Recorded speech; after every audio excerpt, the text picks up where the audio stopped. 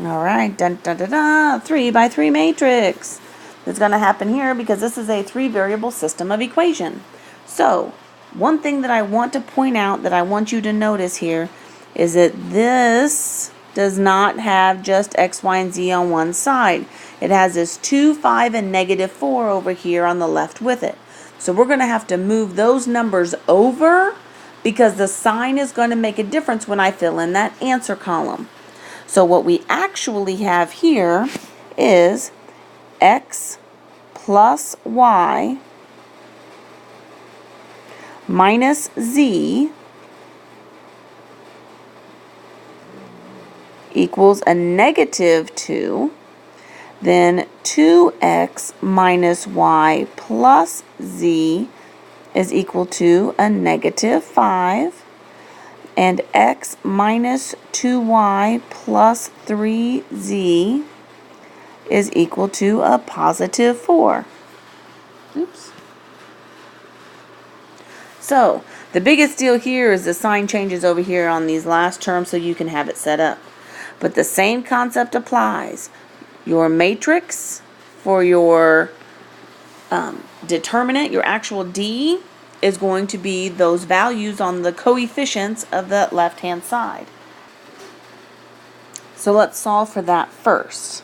So here I have D is equal to the determinant of 1, 1, -1, because those are the coefficients of the first one, 2, -1, 1, because those are the coefficients of the second line, and then 1, -2, and 3, because those are the coefficients of the third one. Now we do our determinants. So we're going to rewrite those first two columns, 1, 2, 1, then 1, -1, -2, and then you do your determinant. So you do the cross here, so 3 times -1 is going to be a -3. 1 times 1 and times 1 is 1. -2 times -1 is 2. Pardon me, -2 times -2 will be a +4. So I end up with -3 plus 1 plus 4 minus, then whatever's on the left side here, I have -1 times -1 times 1 will be +1. 1 times 1 times -2 is a -2, and 1, 2, 3 will be 6. 1 plus a -2 plus 6. So here I have -3 plus 1 plus 4 is 2, minus 1 minus 2 plus 6 is going to be 5. So my determinant value here, D, is a -3. Cool. Now let's come up with our next one. The determinant of X is going to be exactly the same, except in the X column, I'm going to put those answers. And remember, it's the answers over here, those signs make a difference. So I have -2, -5, and +4 is going to be that part of the matrix. I don't know where that little piece came from there. And then the other columns are the same. 1, -1, -2, -1, 1, 3. Now, I would like for you to try this on your own, the X, the Y, and the Z, and then watch the video and make sure that you did it correctly, and we'll go from there. So I'm just going to kind of swing through this here quickly, and we'll see how it goes. But you can always pause this video, try it on your own, and then bring it back up. So the first two columns are -2, -5, and 4. 1, -1, -2. And then I end up with +6, +4, -10 as I go through the columns. So 6 plus 4 minus 10 minus, if I go the other direction, Negative times a negative is a positive 4. Positive 4. Negative 15. So 4 plus 4 minus 15. So 6 plus 4 minus 10 is 0. And then this will be 8 minus 15, which is a negative 7. So the determinant of x here is a positive 7. Good. Now do y and z. So the determinant of y, if we set that up, so my original of what I start with is going to be in the x column. Then I put the answer in the y column. And then what's left over, what my original z is what's in the z column. Rewrite those first two columns. And then solve that. So I end up with a negative 15, negative 2, negative 8.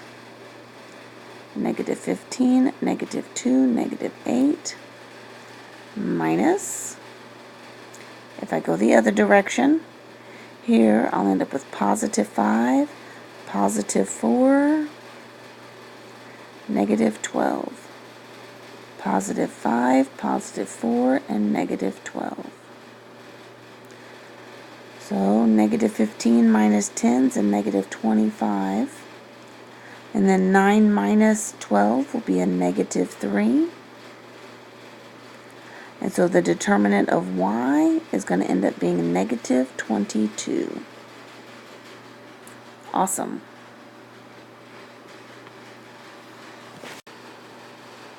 Now we're going to squeeze this determinant of z in here. So keep in mind the first two columns are the same.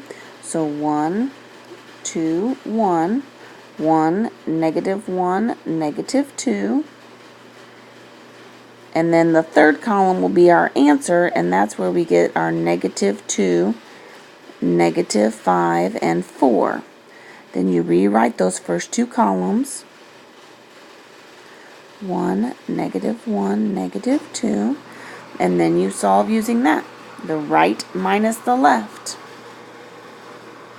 So these right values here, this is going to end up being negative 4 plus a negative 5 plus 8 minus, if I go to the left side here, then I'm going to get positive 2, positive 10, and a positive 8. If I put all of that together, negative 9 plus 8 is a negative 1 minus, and then 20. So then the discriminant of z is going to be a negative 21. Cool. Now that we have our different pieces, let's put them together. So our x-coordinate is going to be the dx divided by d. So that's going to give me 7 divided by a negative 3. My y-coordinate is going to be the determinant of y divided by my determinant. So that will be negative 22 divided by negative 3. So we know a negative divided by negative is a positive. And my z-coordinate is going to be the determinant of z divided by my determinant. So that's going to be negative 21 divided by negative 3. And that actually simplifies to give us 7. So our coordinate point here in our final answer is going to be a negative 7/3, 22/3, and 7. Da-da-da-da, da-da-da-da. So that's going to be up to you on your test if you want to use Cramer's rule or if you want to solve them out. It's completely up to you, whatever you would like to do. Some people, once you start doing Cramer's rule, love it. and some people would just prefer doing the regular old substitution elimination method. You are going to have to do Cramer's rule for some of the questions, so make sure you're at least practicing it. Okay, go have fun with your homework.